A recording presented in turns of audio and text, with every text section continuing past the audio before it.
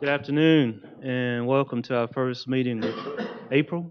We appreciate you being in. We have several people in the audience, and those, hopefully, we have a few people watching us on Electric City Television. I would ask that you rise, and we'll go through invocation, and Councilman Jeff Roberts will lead us in respects to the flag. Please rise.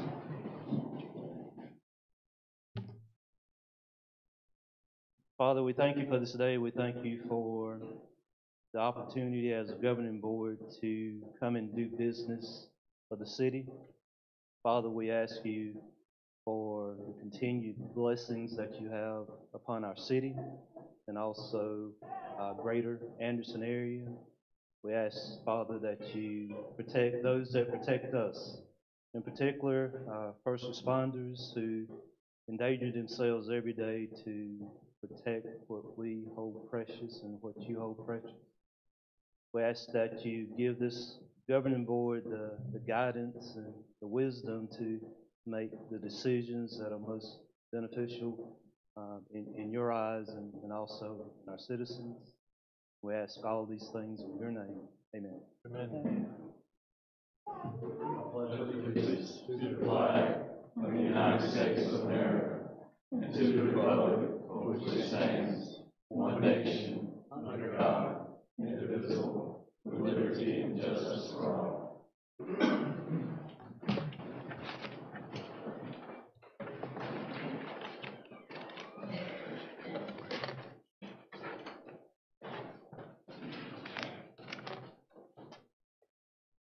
Before we get started tonight, we have a couple of special recognitions, and I'm going to ask Chief Stewart to come up and lead us in the first part of this. Chief. Thank you, Mr. Mayor and Council. Always appreciate the opportunity to do a promotion and do some grant positions, moving people around. We have an opportunity for a detective sergeant. Sergeant Jan DeBlay is with us tonight. He started with the Greenwood Police Department in 2007. In 2010, he was employed by our department at the City of Anderson. In 2011, he joined the SWAT team. In 2012, became a K-9 handler for our department. In 2013, he was transferred to the Narcotics Vice Division. He also serves as our Alcohol, Tobacco, and Firearms Federal Task Force Enforcement Officer. In 2017, he also became the SWAT Commanding Officer for our division. His new assignment is going to be in the Detective Division as a detective. It's part of the Criminal Investigative Division unit. And Sergeant, I believe you got some family here if you would like to recognize them. I do. I have my wife, Sarah, and our daughter, Emery. He's a cutie. Okay, Sergeant, if you raise your right hand and just repeat after me, we'll administer the oath. I, Jan DeBlay, as a sergeant of the City of Anderson, as a sergeant of the City of Anderson, will equally, fairly, and impartially, to the best of my ability and skill, exercise the trust reposed in me, and will use my best endeavors, to preserve the peace, and carry into effect, according to law, the purpose for which I've been elected. So help me God. Congratulations. Thank you.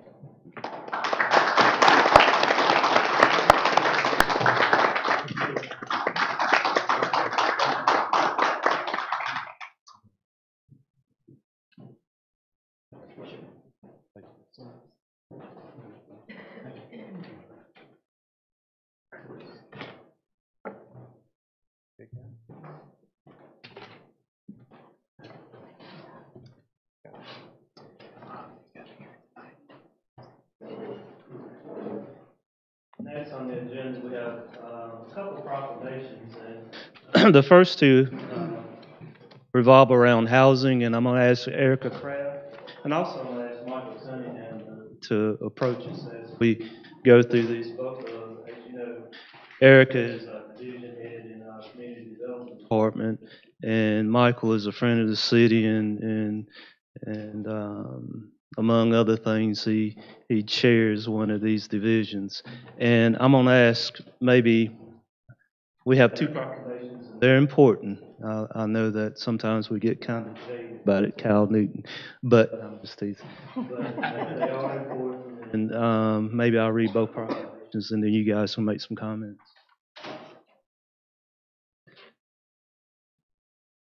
First proclamation is regards to fair housing. Is whereas the month of April is recognized throughout these United States of America as Fair Housing Month, whereas Title VIII of the Civil Rights Act of 1968 has modeled, set forth a national policy for fair housing without regard to race, color, national origin, religion, sex, family status, or disability.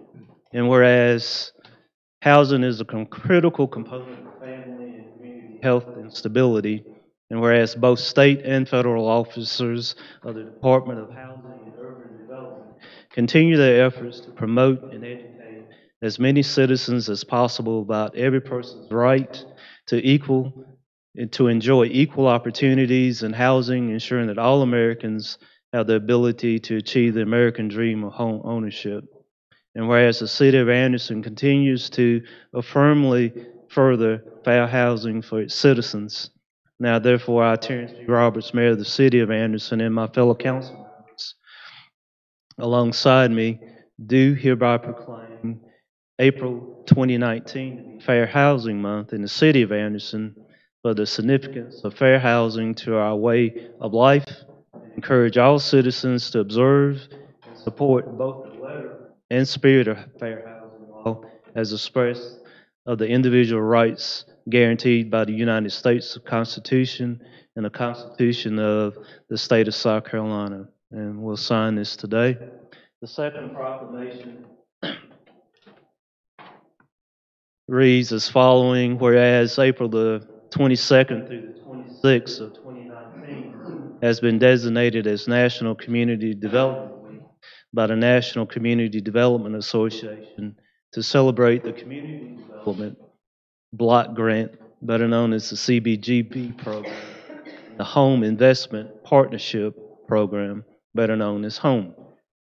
Whereas the CDBG program provides annual funding and flexibility to local communities to provide decent, safe, and affordable housing, a suitable living environment, and economic opportunities to low and moderate income people. And whereas the HOME program provides funding to local communities to create decent, safe, and affordable housing opportunities for low income persons.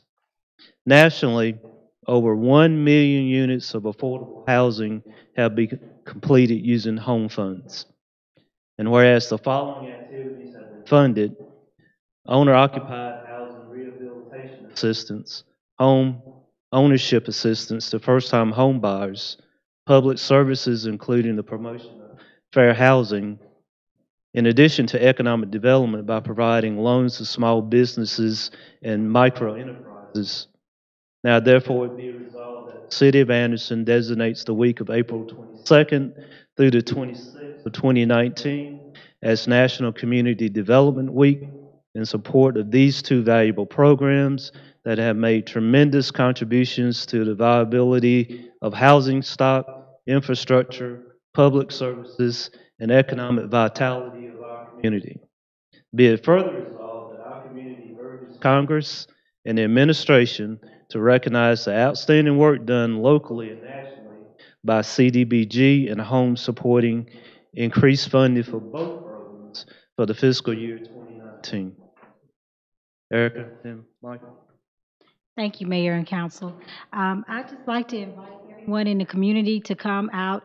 We're going to have a fair housing workshop on April the 25th, and that will be held at the Municipal Business Center, and that's in the first floor conference room. We'll be discussing the protected classes under the Fair Housing Act of 1968.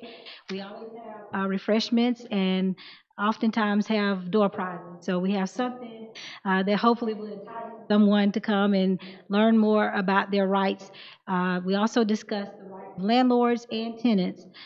On the next day, on April the 26th, we'll have our annual CDBG uh, celebration. We'll be joining other communities across the country that will be doing likewise, and that's to highlight and increase awareness in the community of what we've done with our community development block grant dollars. And as the mayor just said, we've done a number of activities from park improvements that we're working on to housing, economic development. Businesses in the downtown area have been assisted, and the stipulation is that they create jobs for low to moderate income persons.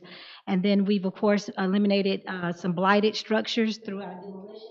And we've had several other public service activities that include fair housing and our partnership with the Community Housing Resource Board, and more recently to provide funding to help homeless persons through a Salvation Army. So as you can see, there's a lot of activities that these funds allow for low-income neighborhoods and to help low-income persons. And we thank council for their support of our program. And I'll turn it to Michael.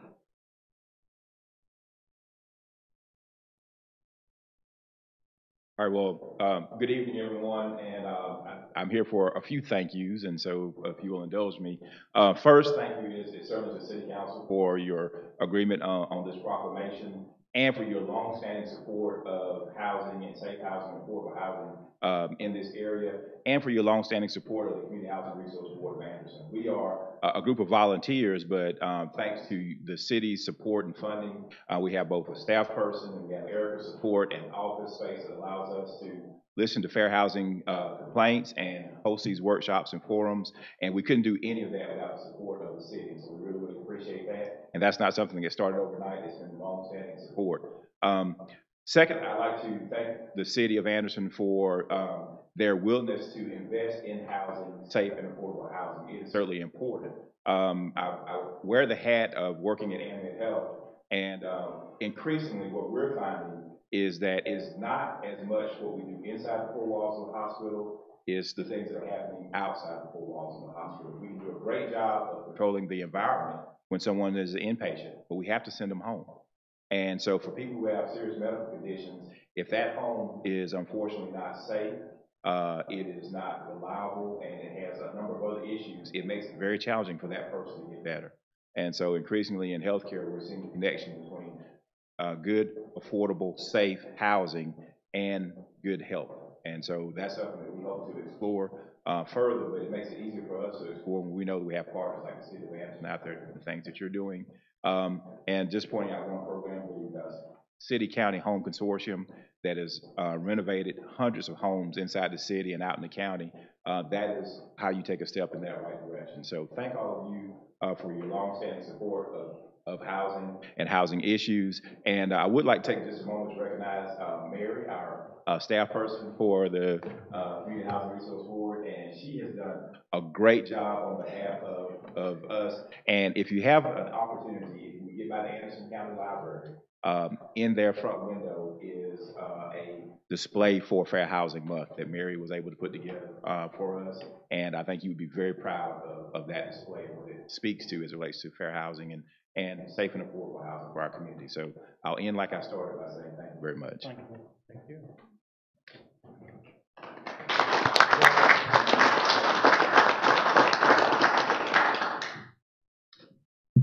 Yeah, Michael makes a good point. It's amazing, you know, we were looking at some zip codes and health data, and it does matter where you live, and so we need to continue to try to do a good job in that regard. The last proclamation that we have today is recognizing Anderson University. And I'm going to ask Wayne Landry to come up as I say just a few remarks before he gets there. Obviously, the city and Anderson University have a working relationship that dates back to the founding of the university. It's a very important partner in our community.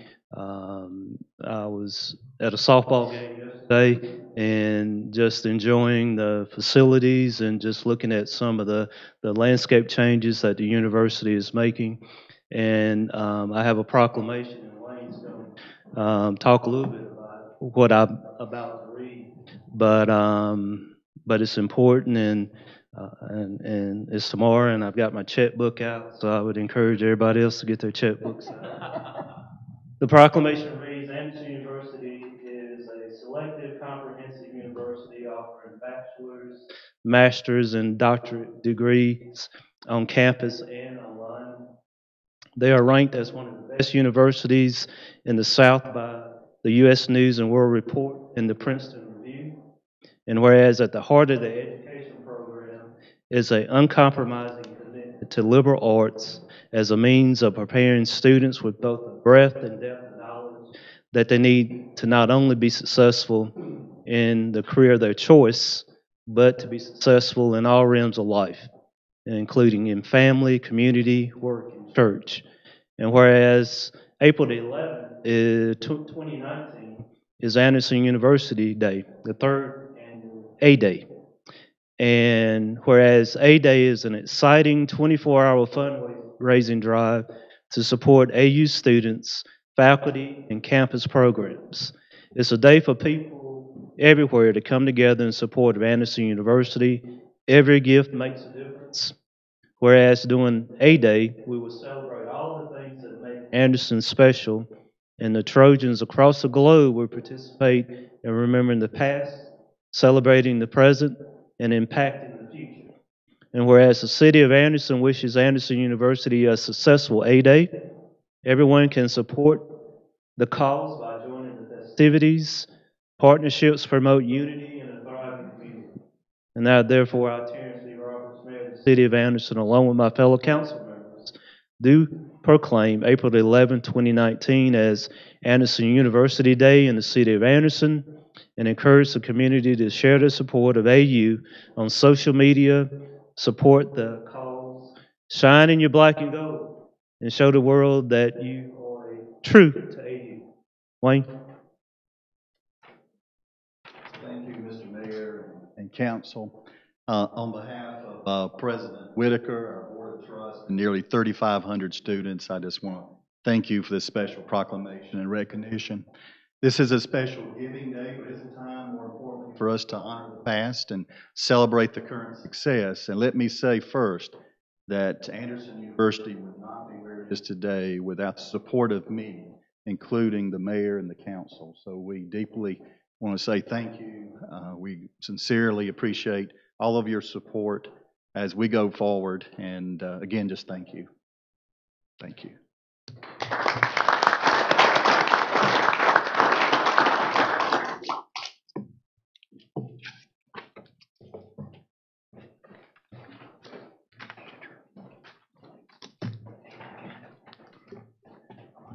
As we move on into the body of our meeting, the minutes of March the 25th,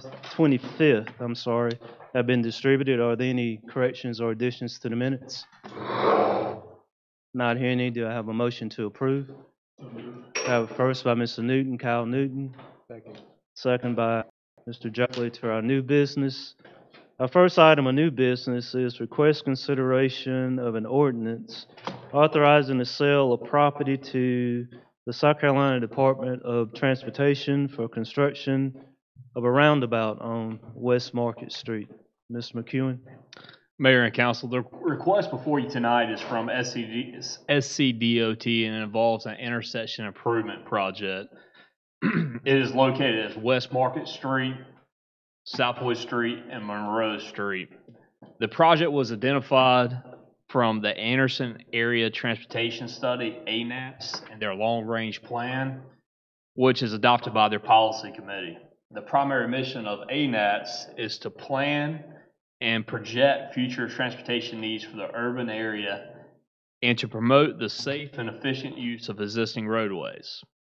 The intersection improvement involves adding a roundabout, which will enhance the safety of the intersection by realigning Southwood and Monroe Street, improving traffic flow and appearance of the area.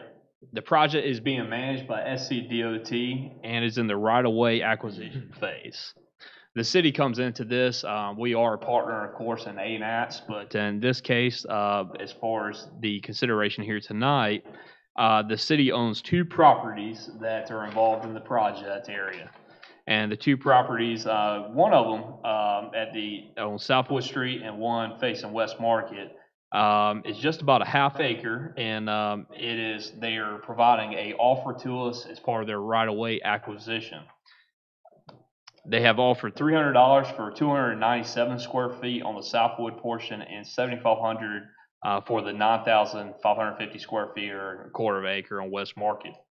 Staff recommends that we move forward with the acceptance of the DOT offer and the passage of first reading of the ordinance. The remainder part of the property, and it is staked out there if you've had a chance to ride by the project.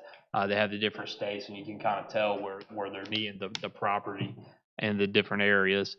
But we will have a remaining half there that will allow us the ability to enhance the appearance of the area by doing some landscaping and on our own property there. And then also we're interested in working with DOT to see what other kind of features that we can add into the roundabout as well, as this is a gateway into our city. But this is a first reading tonight, and then we'll need one more reading. Thank you, sir. Comments, questions? This happens to be in my district, and the citizens there are very excited about it because we know it's going to make a difference in the traffic flow and also the beautification as a gateway into the city by the West Side community. So I'd like to move that we accept this on first reading. First by Mayor Pro Tem and a second by Mr. Lockridge. Any further comments or discussions? All those in favor say aye. Aye. Opposed? It passes unanimously on the first reading. Our second item of new business is request consideration to purchase 2 wastewater treatment plant influent pumps. Ms. McEwen. So the request before you tonight is something we've been planning for as far as the replacement and the need for pump replacements at both plants. They're identical plants, and last year, or this current fiscal year actually, we put in place $200,000 for each plant specifically for R&R, which is repair and replacement of the mechanical equipment. Many of these pumps run 24/7. They do alternate between them at some points, but when there's a heavy rain event, they all have to kick on. And tonight we're talking about the influent pump. So it's when the water actually reaches both the plants. There's 4 sets of pumps, and one has failed at each of the plant. And some of these pumps are becoming end of life, and that's why we have actually budgeted this repair and replacement as part of a continuing effort. Jeff Caldwell, our utilities director, is here tonight to go over the details of the pumps and the bidding process. Jeff? Yeah, thank you. Each plant utilizes 4 pumps to handle the influent wastewater that comes into our plant. So it has to handle the lower flows in the middle of the night, and it also has to handle those large flows that David referred to as the wet weather flows. So they do have to run all that, and when we're down one, it does decrease the rated capacity of those pump stations, and so we are unable to handle the larger flows that do come in from time to time. So with that failure, we did go out and request bids. We have the 3 listed there. Hayward is the manufacturer's representative, so that probably goes into a lot of why there's a difference in the first and second bid. All the purchases have to go through Hayward, so IMS would have to purchase through Hayward to purchase this pump. So they would have to mark it up to make money on it. So that would be a majority of the difference. EMD, we originally put this bid out as 1 pump, and then we had another fail, so we went to 2. They responded to the first one, did not respond to the second one, so we listed those as non-responsive. They were more than the low bid on that anyway.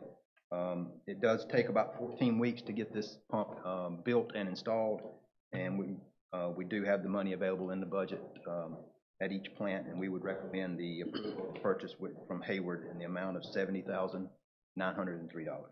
Thank you, Jeff. Questions, comments? Ms. Stewart?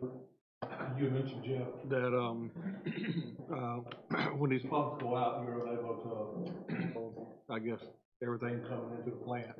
What are we doing now? You know, we got 2 pumps out. How are we? 1 pump at each plant, so we still have 3.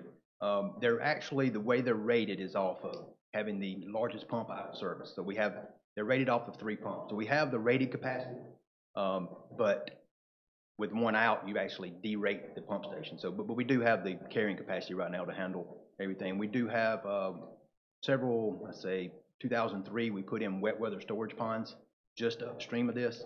So if there's anything that overwhelms our pump station as it currently sits, there's offline storage that we can store about 10 million gallons of water and then bleed it back into the system as flows subside. All right, thank you. Thank you. Mr. Jeff Roberts, and then Ms. Chapman.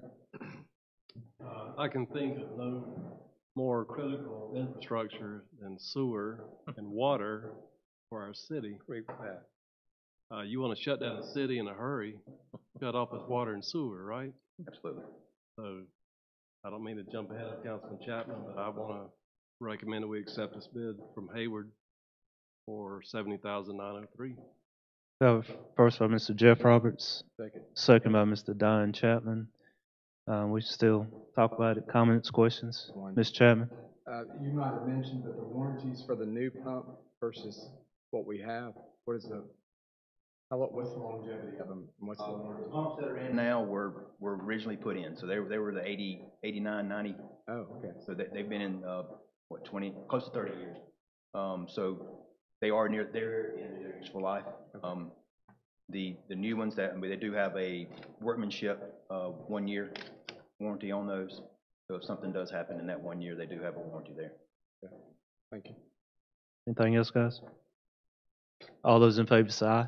Aye. Opposed? That passes unanimously. Thank you, Jeff. Thank you. Our third item of new business is to request consideration of a medical contract for the detention center. Ms. McEwen? Our detention center houses both federal and city inmates, and we house the federal prisoners on behalf of the U.S. Marshal Service. And as you're aware, in each year we look at the contract for the health services being provided.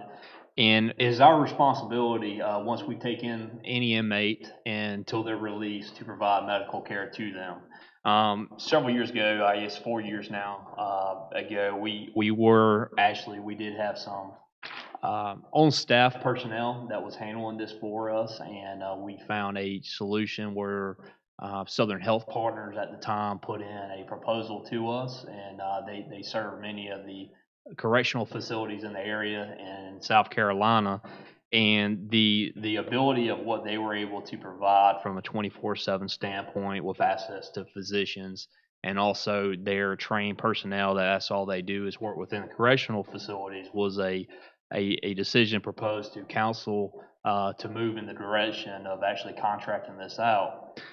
We have been, we had a 3-year contract on this, as well as a 1-year contract with 2 1-year extensions, and we have fulfilled that. It actually expires April the 14th. And so the Anderson Police Department has advertised for and accepted requests for proposals in January 2019 for a comprehensive healthcare delivery system. Southern Health Partners was the only respondent, and they have put in for this, and we have Chief Stewart and Captain Carpenter here tonight to answer any questions, and there's also some new recommendations as well with this new contract. Chief Stewart. Yes, sir. And while you're speaking, I pulled up our population for the past week. So currently we're housing 105 federal inmates, about 13 average city inmates. So together it's 118 is our average daily population right now. With the company here today is Chris Hudson, who's a retired major from Lawrence County, and also Tammy Hernley is with us today also, in case you have further questions. As Mr. McEwen said, we've been with this company for 3 years now. This is our will be our 4th year. We rebid it out. They were the only ones to put it in this year. We've been had a very great positive relationship, but the city has grown, and we seem to be doing more business with the beds than we've done before in the past. The recommendation this year is to continue that contract, but also add 2 more days and make it 7 days a week rather than just 5 days a week. One of the reasons in particular for that is that when the nurse goes home at 5 o'clock on Friday, we still have to deal with prisoners coming through the door, as well as on Saturday and Sunday. Sometimes that ties our officers up for great deals of time if we have to transport to the emergency room for some type of care or treatment. And we would rather have those officers out there on the road, as well as you would look at the civil liability aspect of protecting the city by having a nurse on staff on Saturday and Sunday as well. For the increase of $24,340.56, that would be a small amount to the amount of liability that we maintain for the amount of prisoners that we house here with the city of Anderson. Thank you, Chief. I would open up for questions, so maybe I'll take the first one. So, if I understand you right, when, at the end of the working week, we're exposed, our liability exposed, and your liability stops during that working week, is that correct? Mr. Mayor, we do have the ability to call back, and we have contact, but we don't have somebody here on site, and that would result in extra charges should we call somebody back. Thank you. Ms. Chapman? So that was kind of a follow-up for your question, I think, is that what I was understanding is, but when they're contracted on the hours that they're here, our liability is removed. And the medical side is all on the agency that we're SHP. Is that correct? Mr. Councilman, no, sir, that's not correct. We name y'all as additional insurer on our liability form, Okay. but never does that liability ever release from the city or the counties that we serve. We just serve as partner, and everybody's still liable. Okay, but y'all would be the primary. That's correct. The secondary. That's correct. Ms. Stewart? I have a couple questions. I guess your hours right now are from 9 to 5, is that correct? Is that when they're in here, the 8-hour day is from 9 to 5? I guess you say she goes home at 5, so I would take it she comes in at 9 to 5? Yes, sir. Sometimes it's 8:30, but she's here till 5, yes. So, the level of people that we've been seeing, I guess, who's sick or need help from that period, 9 to 5, how does it compare from the people that we're seeing from 5:30 in the afternoon till 8:30 the next morning, where I know I've been in the emergency room before, and I've seen our officers sitting up there for hours and hours at a time with a sick inmate? Are we spending more time in the evening, or are we seeing it more during the daytime? I guess that's what I'm getting at. There would be several factors on that. If we had a medical emergency in the detention center, we would call EMS here if it's after hours. And of course, either our police officers or detention staff would be with that individual. Many times we make an arrest out on the street before they're allowed to even enter our detention center. They have to be checked at the emergency room. And that's our policies of our detention center, as most detention centers across our state. The second question I had, I know that the total cost is $171,180 which includes the 24 for the weekends.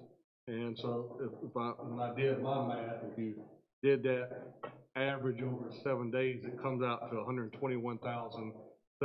What's the difference between, instead of the $146,840, I guess? Because if you take away the 24,340 from the 171, that means their contract for 5 days is $146,000, almost $147,000. But when you added, say, 24,000 for 2 more days, if you divided that and then said this is how much it is per day, well, that only comes out to $121,700. What's the difference there?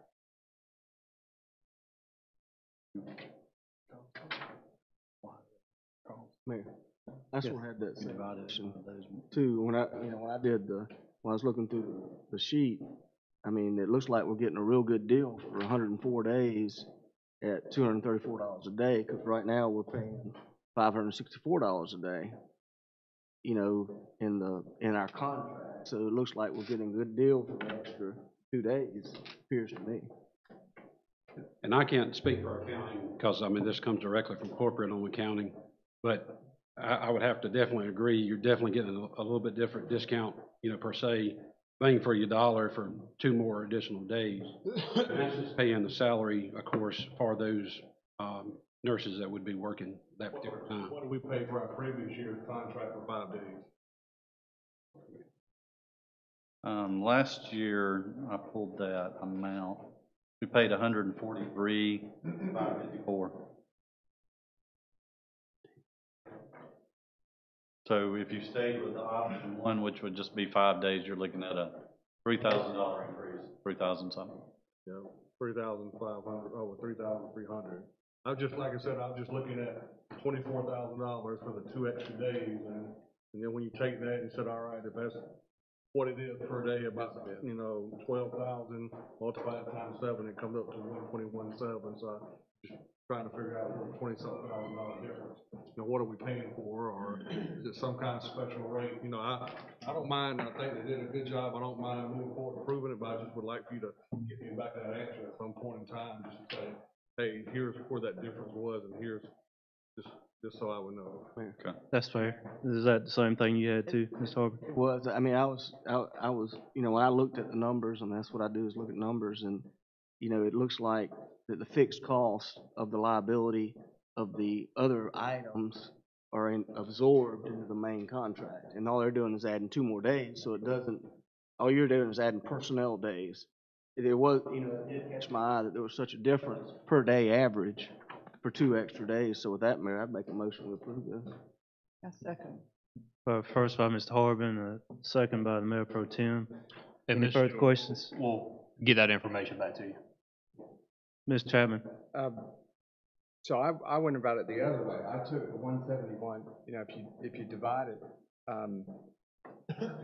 if you subtract it out, it ends up being a little bit different, but it seems like from our previous contract we had, it only went up $3,000 in 100, is that correct, from last year? 3,300. Okay. It actually had been 27,625 from last year's contract. Seems like a reasonable increase from year to year. So I went about it the opposite way, so, we're the only individual that, or this year that applied or, put in for the bid. Yes, sir. Thank you. Any other questions? Just had a Dr. question, Thompson? just a comment that, I really think it's a good deal that we have here, because we look at the fact that the nurse is gonna be here Saturdays and Sundays, instead of just Monday through Friday. It's an asset, and it reduces the liability for the city. Because, you never know when someone is gonna get sick. It would make a whole lot of difference to call somebody to come in as to having somebody right there on staff. So not looking necessarily the pennies that, the dollars, whatever. I think that it's a good idea for us to go with the 7 days instead of the 5 days. It's a good deal for the city and for the prisoners who are being served. So I really recommend, you had the motion in the second, but just wanted to make that statement. Thank you, ma'am. Thank you, ma'am. All those in favor say aye. Aye. Opposed? It passes unanimously. Thank you, Chief. Thank you. Captain. Our last item of new business is request consideration of a contract for demolition at 600 South Main Street. Draw everybody's attention down to executive session, and that is also the first item of executive session. So if council pleases, I would like to go into executive session after the administrative briefing to address item 1 and 2, and I'll let Mr. McEwen lead us through both of these. Mr. Mayor, on administrative briefing, we do include our quarterly progress report in here. Great information in here on the activities of the city. Please take time to read it. It's fairly long, a lot going on in the city. We're very proud of the many activities in there and the hard work by all our employees and our leadership from our division heads. Moving to the calendar for April, quickly moving through April here. Tomorrow night, Rick Lawfridge, Seat 6, has scheduled a neighborhood watch community meeting at 6:30 at the Recreation Center. And on Thursday, April the 11th, the Anderson County Municipal Association is meeting, and they are meeting in Pendleton at 7 p.m. And April the 16th, the West Side Community Coalition neighborhood meeting is at 4 p.m. at the West Side Community Center. And on Thursday, the 18th, the Southeast Anderson Task Force is meeting at 5:30 at the Hannah Westside Career Campus. With that and the quarterly progress report provided to you, that concludes my administrative briefing, Mr. Mayor. Thank you, sir. As mentioned, we have 2 items of executive session. The first item is discussion of negotiation incident to a proposed contract arrangements regarding 600 South Main Street pursuant to section 30-4-7A2. And the second item is discussion of matters relating to proposed location, expansion, or provision of services, encouraging location or expansion of industries or other businesses into the areas served by the public body pursuant to section 30-4-70A5. With that, I would entertain a motion to go into executive session. So moved. We have a first by Mr. Lockhart, second by Mr. Harvey. All those in favor say aye. Opposed, we stand in executive session. We'll stay in here, we'll ask everybody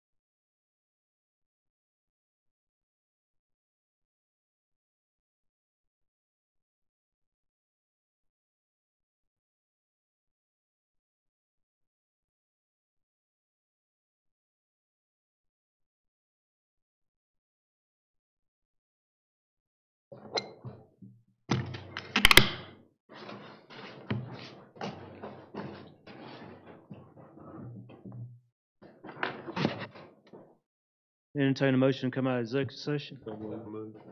First by Mr. Stewart, second by Mr. Harbin. All those in favor say aye. Opposed? In executive session, we had two items. First item in regards to the proposed location expansion, providing services, section 30-4-7A. Council heard comments from our legal team, and no action will be taken on that particular item, item number 2. And in regards to item number 1, executive session, that is actually new business number 4, and that was request consideration of a contract for demolition of 600 South Main Street. Mr. McEwen? Mr. Mayor, City Council, this project involves the demolition of 600 South Main Street, a building that the city has owned since 1984. It is at this time in disrepair. Asbestos abatement has been completed, and it is necessary for us to move forward with the continued conversation that we've had as far as demo of the building, and knowing that this building and the Municipal Business Center are going under renovation, the space is needed. Therefore, we want to pursue this project, and we're recommending doing so. The city put out a request for proposals that was advertised on March the 7th. A public bid opening took place on March the 20th at 10 a.m. in the City Hall Council Chambers. There were 6 respondents. Based on the following factors, the administration team has determined that the low bidder is non-responsible. Therefore, the staff recommends awarding the contract to Miller's Construction in the amount of $38,435. Thank you, sir. Comments, questions from council? Mayor, I'd like to make a motion that we accept, the bid from Miller's Construction in the amount of $38,435. First by Mr. Stewart, Second. second by Mr. Lockridge. Any further discussion? All those in favor say aye. Aye. Opposed? That passes unanimously. Not having any more business, I'll entertain a motion to adjourn. First by Mr. Newton, second by Mr. Chapman. All those in favor say aye. Opposed? We stand adjourned.